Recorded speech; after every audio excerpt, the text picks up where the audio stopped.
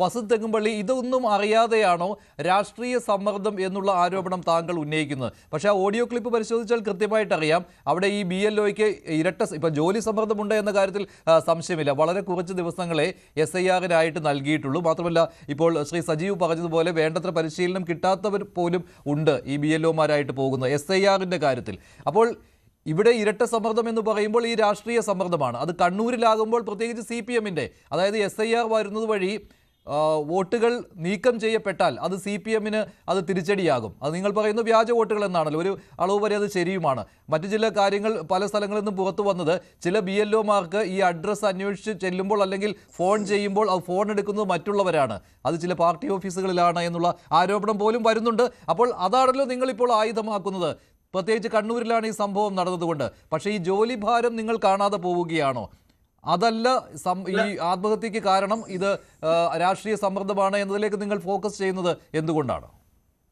നോക്കൂ ശ്രീ മഞ്ജുഷ്, നമ്മൾ BJPയും CPMനെ എല്ലാ കാലത്തും അനിയൻ ബാബ ചേട്ടൻ ബാബ എന്നാണ് വിളിക്കുന്നത്. അപ്പോ കോൺഗ്രസിനെ സംബന്ധിച്ച് ഞങ്ങളുടെ കാഴ്ചപ്പാടിൽ നോക്കൂ, കേന്ദ്രത്തിൽ വിവിധ സംസ്ഥാനങ്ങളിൽ വോട്ട് ചോരി നടത്തുന്നത് BJP ആണെങ്കിൽ അവർ ആ പണി തുടങ്ങുന്നതിനൊക്കെ മുമ്പ് അതിന്റെ ഉസ്താദുമാരാണ് CPM. വോട്ട് ചോരിയുടെ കാര്യത്തിൽ കുഞ്ഞനുജന്മാരാണ് BJP എങ്കിൽ ആ കുഞ്ഞനുജന്മാർ പഠിക്കുന്ന സ്കൂളിലെ പ്രിൻസിപ്പൽമാരാണ് CPM. നമ്മളൊക്കെ പ്രാദേശികമായി, ഇപ്പൊ അങ്ങ് കണ്ണൂരിലെ കാര്യം പറഞ്ഞു, എന്റെ നാട് കോട്ടയത്ത് പോലും നമ്മൾ പ്രാദേശികമായി കാണാറുണ്ട് ബൂത്തുകളിൽ കള്ള വോട്ടുകൾ, ഒരാൾ തന്നെ 10-12 വോട്ടുകൾ ചെയ്യുന്നത്. അവിടുത്തെ ബൂത്ത് ലെവൽ ഓഫീസറിന്, ബൂത്ത് ലെവൽ ഏജന്റുമാർക്ക്, കോൺഗ്രസിന്റെ മറ്റു പാർട്ടികളുടെ ഏജന്റുമാർക്ക് ഇത് തടുക്കാൻ പറ്റുന്നതിന് ഒരു പരിധിയുണ്ട്. കാരണം നമ്മുടെ കൺമുമ്പിലൂടെ ചിലപ്പോൾ 10 വോട്ട് കടന്നു പോകും.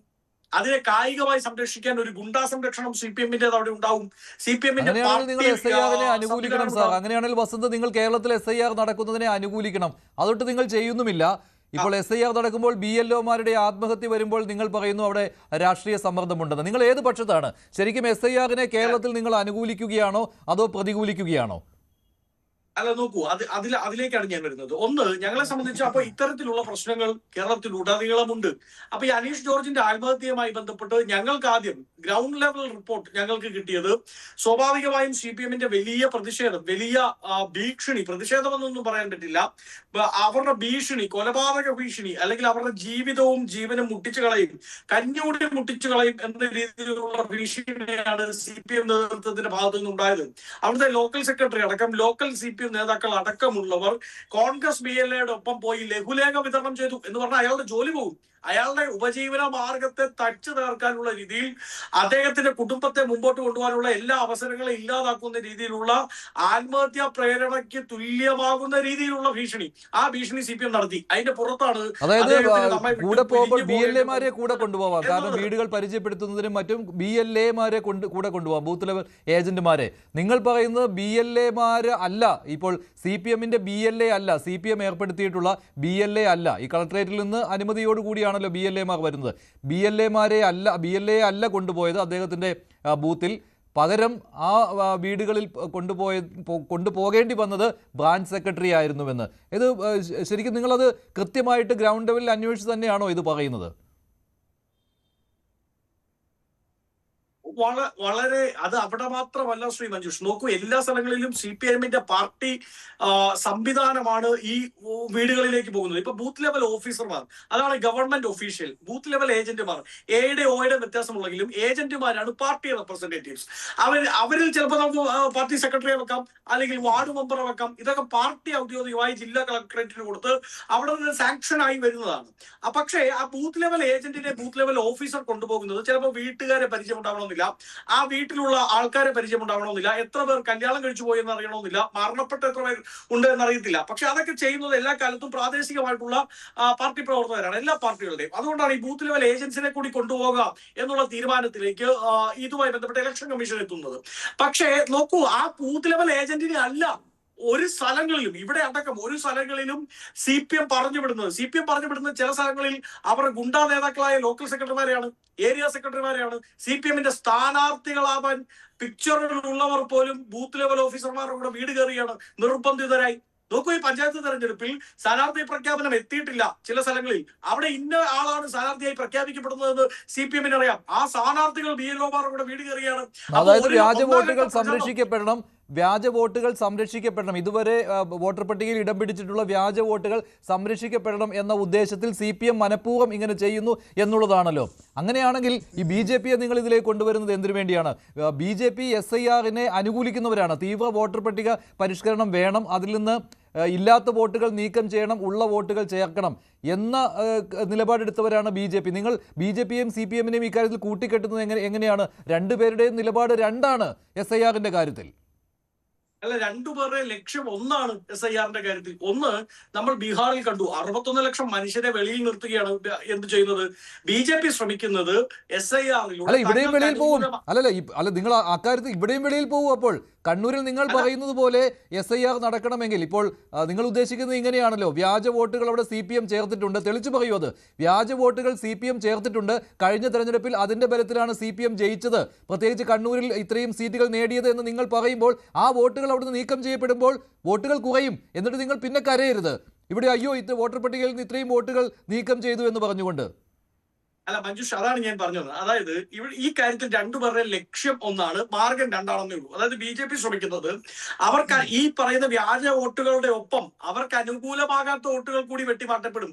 അത് ബീഹാറിൽ ഉണ്ടായിട്ടുണ്ട്, അതിവിടെയും ഉണ്ടാവും. അപ്പൊ അതിനെ എതിർക്കണ്ടേ? ശരി, അത് മറുപടി പറയേണ്ടത് രഞ്ജിത്താണ്. ശ്രീ രഞ്ജിത്ത്, എന്താണ് സംഭവിച്ചത് യഥാർത്ഥത്തിൽ പയ്യന്നൂരിൽ? ഇവിടെ ഈ BLOയെ ആരാണ് രാഷ്ട്രീയ സമ്മർദ്ദത്തിലാക്കിയത്? അതോ ജോലി സമ്മർദ്ദം മാത്രമായിരുന്നോ? ഇപ്പോൾ കോൺഗ്രസ് ആരോപിക്കുന്നത് ഇവിടെ CPM BJP തന്ത്രമാണ് ഇതിന് പിന്നിലെന്നാണ്. BLOമാരെ സമ്മർദ്ദത്തിലാക്കുന്നു. ഒരു വശത്ത് അവർക്ക് അനുകൂലമായ വോട്ടുകൾ അവിടെ നിലനിർത്തുന്നതിന് വേണ്ടി, CPM നേരത്തെ ചേർത്ത വോട്ടുകൾ നിലനിർത്തുന്നതിന് വേണ്ടി, നിങ്ങളാകട്ടെ കൂട്ടിച്ചേർക്കലിന് വേണ്ടി. ഇതാണ് കോൺഗ്രസിന്റെ ആരോപണം.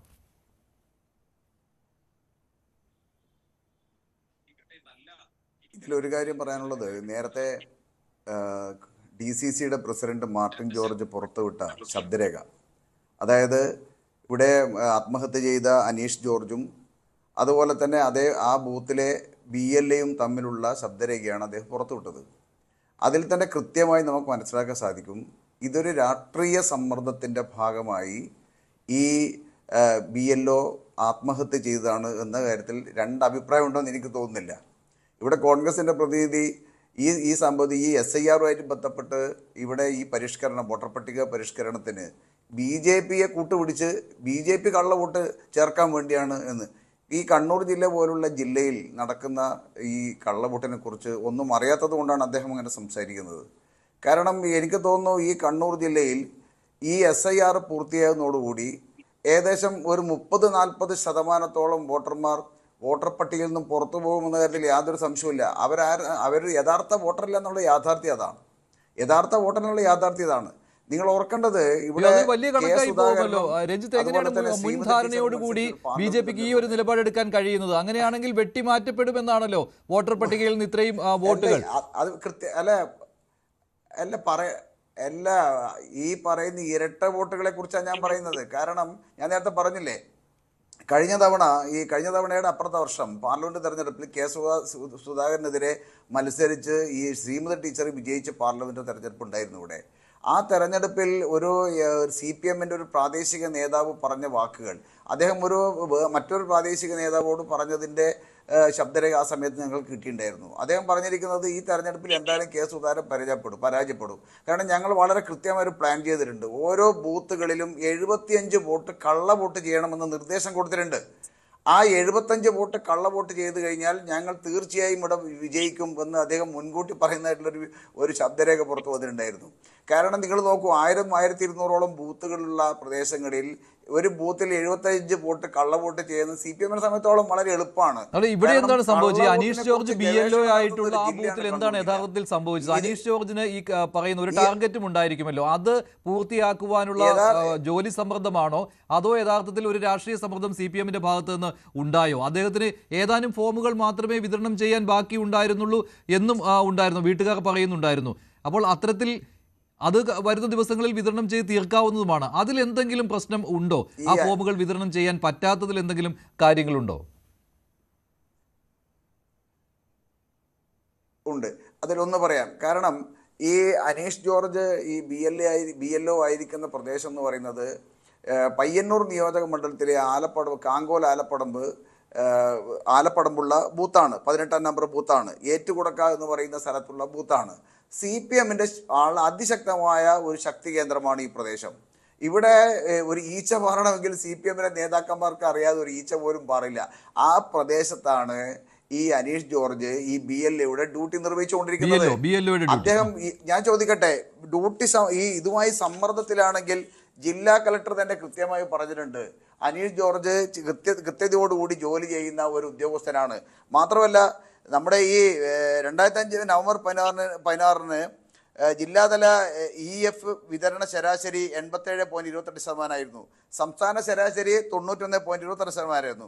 പയ്യന്നൂർ നിയോജകമണ്ഡലത്തിൽ മാത്രം 84.3% പുരോഗതി രേഖപ്പെടുത്തി എന്നുള്ളതാണ്. കാരണം ഇത് സൂചിപ്പിക്കുന്നത് ഇദ്ദേഹം കൃത്യമായി ജോലി ചെയ്യുന്നു. ഓരോ തരത്തിലുള്ള ജോലി സമ്മർദ്ദം ഇദ്ദേഹത്തിന് ഉണ്ടായിട്ടില്ല. മറിച്ച്